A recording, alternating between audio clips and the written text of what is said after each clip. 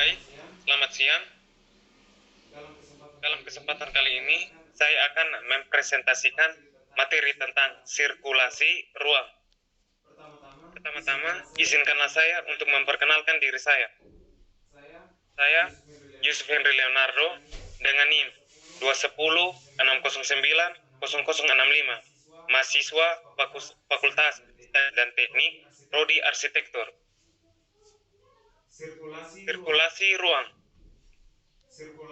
Sirkulasi ruang merupakan alur yang membawa manusia menuju dan mencapai suatu kegiatan atau aktivitas. Sehingga tanpa adanya sirkulasi yang baik, pencapaian suatu kegiatan akan sulit untuk dicapai. Dalam materi kali ini, sirkulasi ruang, part 1, pencapaian bangunan, part 2, jalan masuk ke bangunan, part 3, konfigurasi jalanan, part 4, hubungan jak ruang, dan yang kelima, bentuk ruang sirkulasi. Yang pertama, pencapaian bangunan. Pencapaian bangunan merupakan tahap pertama dari sistem sirkulasi. Pencapaian bangunan suatu proses perjalanan bangunan melalui akses jalan yang disediakan atau yang sudah ada.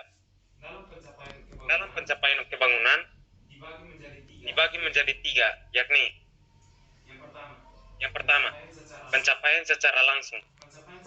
Pencapaian secara langsung adalah suatu pendekatan yang mengarah langsung ke suatu tempat masuk melalui sebuah jalan lurus yang segaris dengan alur sumbu bangunan.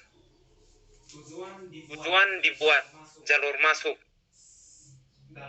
dalam bangunan jalan merupakan jalan lurus. Tujuannya yakni untuk mengakhiri pencapaian ini dengan jalan dapat merupakan fasad bangunan atau perluasan tempat masuk. Yang kedua, pencapaian secara tersamar. Pencapaian ini adalah suatu pola perjalanan menuju sebuah bangunan melalui yang dapat diukur minimal pada akses jalan. Akses jalan biasa bisa memperpendek atau memperpanjang untuk sampai ke bangunan ruang yang serta mempunyai banyak cabang. Ketiga, pencapaian secara spiral atau pencapaian secara perputaran. Pencapaian ialah suatu pola perjalanan menuju ke sebuah bangunan dan dengan cara memutar. Biasanya, pola ini digunakan untuk mengurangi gaya gravitasi bumi pada kontur tanah yang curam dan dipergunjingkan di lahan yang sempit. Yang selanjutnya, jalan masuk ke bangunan. Jalan masuk ke bangunan lebih merujuk ke pintu masuk. Pintu masuk merupakan tempat masuk atau keluar untuk memulai kegiatan sehari-hari, baik itu orang maupun barang. Dalam jalan masuk ke dalam bangunan dibagi menjadi tiga jenis, yakni pertama, pintu masuk yang rata adalah masuk yang rata serta mempertahankan kontinuitas permukaan dindingnya, dan jika diinginkan dapat juga sengaja dibuat tersamar. Selanjutnya, pintu masuk menjorok keluar. Pintu masuk menjorok keluar adalah pintu masuk yang menjorok keluar serta membentuk sebuah ruang transisi, menunjukkan fungsinya sebagai pendekatan dan memberikan perlindungan di atasnya. Yang terakhir, pintu masuk menjorok ke dalam. Pintu masuk yang menjorok ke dalam adalah pintu masuk yang menjorok ke dalam, juga memberikan perlindungan dan menerima sebagian ruang eksterior menjadi bagian dalam bangunan. Selanjutnya, konfigurasi jalanan.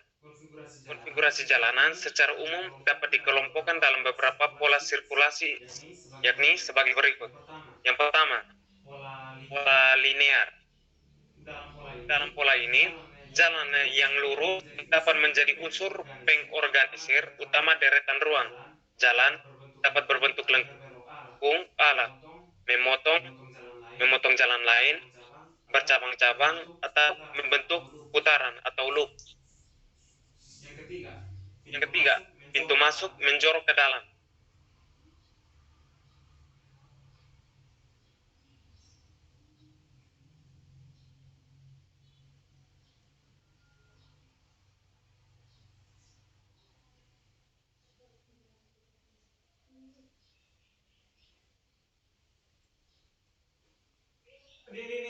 Ini sabar.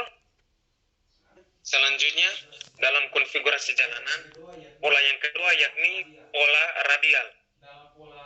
Dalam pola radial, konfigurasi ini memiliki jalan lurus yang berkembang dari sebuah pusat yang bersama. Dan konfigurasi ini akan terdapat sebuah ruangan sebagai pusat sirkulasi. Selanjutnya, pola spiral atau pola berputar. Dalam pola ini, suatu jalan tunggal menerus yang berasal dari titik pusat mengelilingi pusatnya dengan jarak yang berubah. Yang keempat, pola grid. Pola grid terdiri dari dua pasang jalan sejajar yang saling berpotongan pada jarak yang sama, menciptakan bujur sangkar atau kawasan ruang segi empat di gambar. Kelima, pola jaringan. Dalam pola ini terdiri dari jalan-jalan yang menghubungkan titik-titik tertentu dalam ruangan di sebuah bangunan. Selanjutnya, pola kombinasi. Pola kombinasi dalam konfigurasi yang menghubungkan lebih dari satu pola konfigurasi, tetapi masih memiliki suatu urutan yang sama.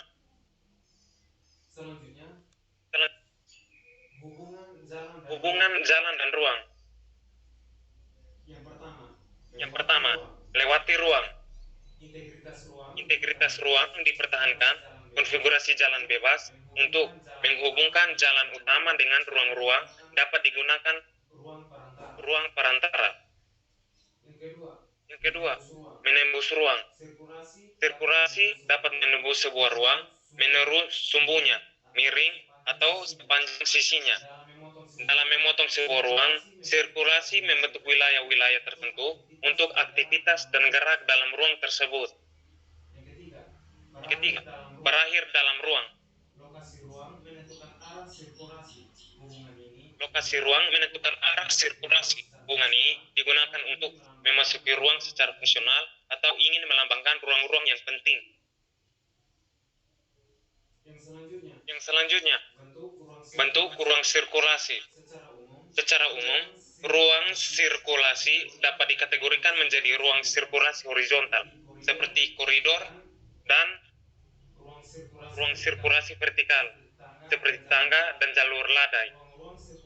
Ruang sirkulasi membentuk bagian yang tidak dapat dipisahkan dari setiap organisasi bangunan dan memegang tempat yang cukup besar di dalam ruang bangunan.